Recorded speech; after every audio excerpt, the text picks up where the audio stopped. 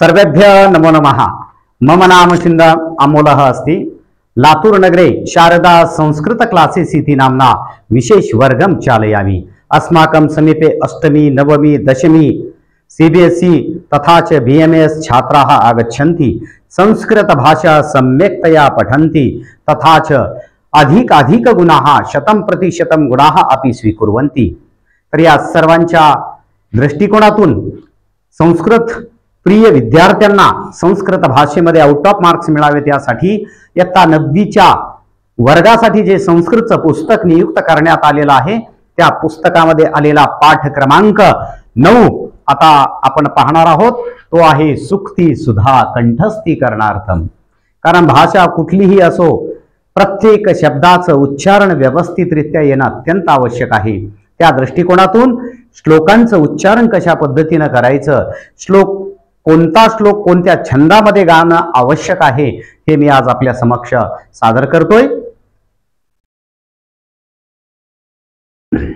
न चोरहार्यं न च राजहार्यं न भ्रातृभाज्यं न च भारकारी व्यये कृते वर्धत एव नित्यं विद्याधनं सर्वधन प्रधानम् अयं निजः परो वेति गणनालघुचेतसाम्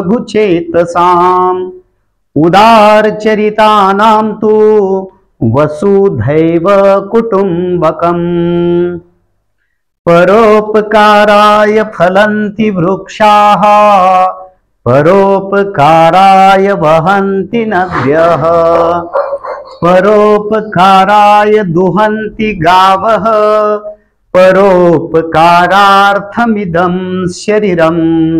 श्लोकांचं उच्चारण करत असताना वाचन करत असताना आपल्याला संधियुक्तच वाचन करणं अत्यंत आवश्यक आहे आणि श्लोकाचा अन्वयार्थ लिहित असताना श्लोकावर आधारित प्रश्नांची उत्तरे लिहित असताना आपल्याला त्याचा संधी विग्रह करूनच उत्तर लिहिणं अत्यंत आवश्यक आहे।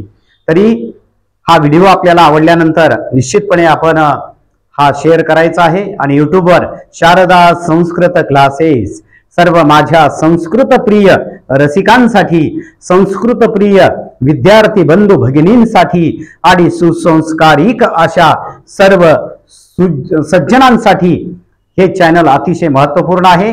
तर धन्यवाद।